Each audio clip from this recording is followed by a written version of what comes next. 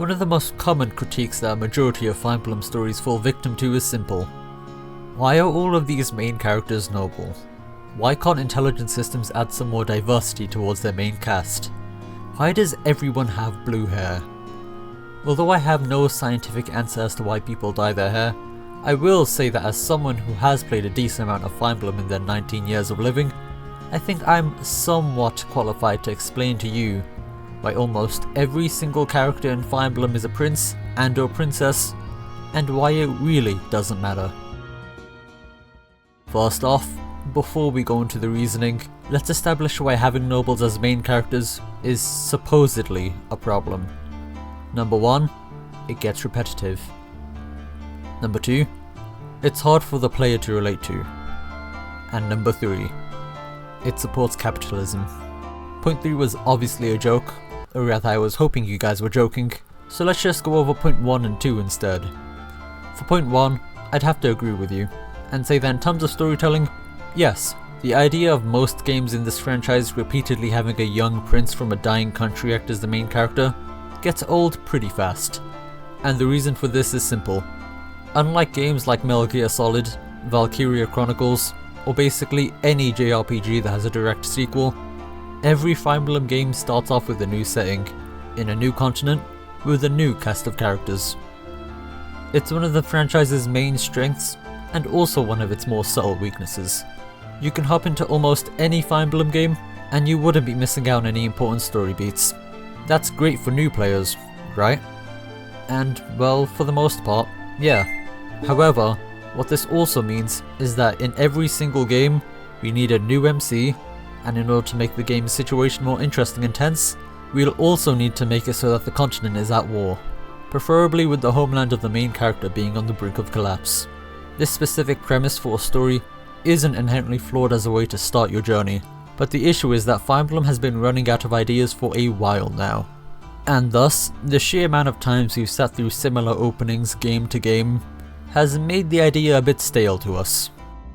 Going back to Valkyria Chronicles for a second, the game I mentioned earlier, it has the same initial premise of an evil kingdom invading the innocent good guy kingdom, except this time we're using guns and tanks instead of swords and magic.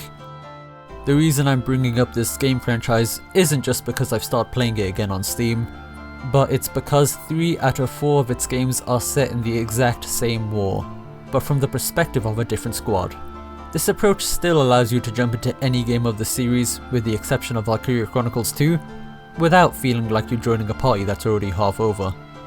And since all the games in the franchise, minus 2 again, are set in the Second European War, we don't feel as though they're simply reusing ideas and story drafts but with a different coat of paint, but rather, we instead see it as the game developers building off their world and universe into something greater. And so, in summary, I wouldn't say that's the main character's fault that some of these stories are quite generic, but rather, it's the fact that Fire Emblem decides to ditch every single continent it makes after one singular game. If we had more games that took place on the same continent as previous entries, we'd have a lot less complaints. It's almost as if sticking to one consistent setting is a better approach for a long-running series which is deliberately planned to have sequels. Whoa, it's almost as if Kaga did it first or something. As for point 2, it's indeed true that you, yes you, the viewer, the man in his mid to late 20s who has an approximately 50% chance to live in the United States, may struggle to relate to a character born from nobility, since, statistically speaking, if you guys were born in medieval times rather than the modern day, a majority, if not all of you would have been born as peasants and not royalty. And yeah, this is true.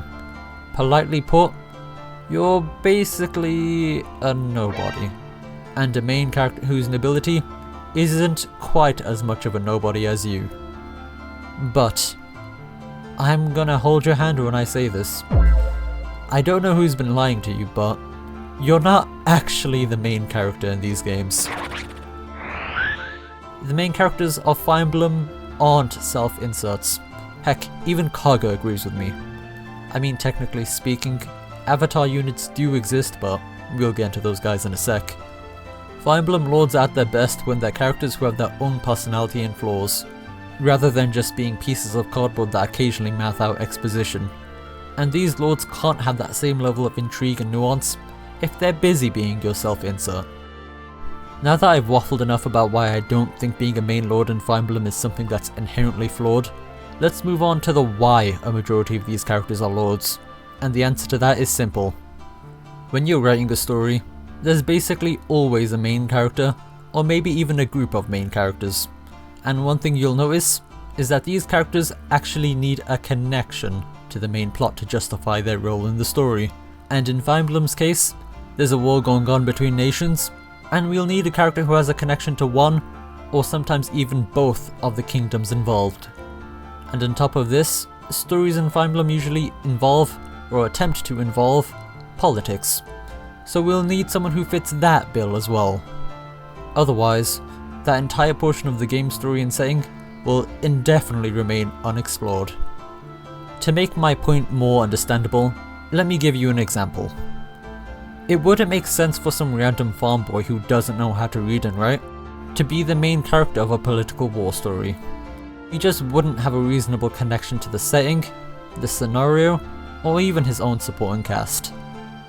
And I could end the video there with my explanation set in stone, but I already know that there's one character in particular who stands against my current theory, and that character is none other than Ike, the most popular Fire Emblem character according to the first Choose Your Legends poll, and also the poster child of Fire Emblem lords done right.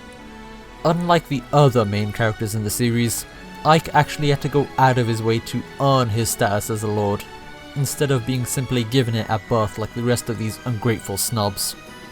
Now, as much as I like Ike myself, this idea of him being some sort of underdog who earned his place in life through nothing but blood, sweat, and tears is actually kinda incorrect. Ike wasn't some nobody. He was the son of Grail, or rather, spoiler alerts for Path of Radiance, he was the son of Gawain, a man who was at one point one of the foreriders of Dane. So in other words, Ike was the son of one of the strongest men on the planet. Sure, he wasn't a noble, but he was basically born to someone even more powerful and resourceful than your average noble. And on top of whatever insane genetics Grail gave him, Ike straight up just inherits the Grail mercenaries, much to the dismay of two of the stronger members of the group, Shannon and Gatri, who both then temporarily leave the party.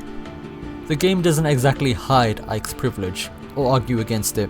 In fact, it straight up directly acknowledges it.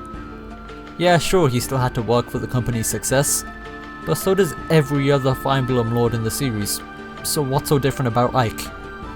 Being born as the son of a famous mercenary commander who has ties to the opposing enemy kingdom isn't inherently damaging to Ike's character. It's just that the fanbase has grossly misinterpreted him as the only lord in the franchise who wasn't born unfairly privileged, when ironically, he's arguably the biggest nepo baby of them all. In fact, he's sort of a working contradiction to the main theme of Path of Radiance, which is all about how it's wrong to have your place in life determined by your circumstances of birth. Since, let's face it, without Grail, Bro is just a generic. Just like how every other Fire Emblem lord is a generic without their noble status. Now, all of this isn't to say that I dislike Ike. I simply think that the fanbase needs to reevaluate the way they see him. He wasn't born from nothing, he was born from something. And that something is leagues above what half of the other main lords in Fire Emblem had at the start of their respective journeys.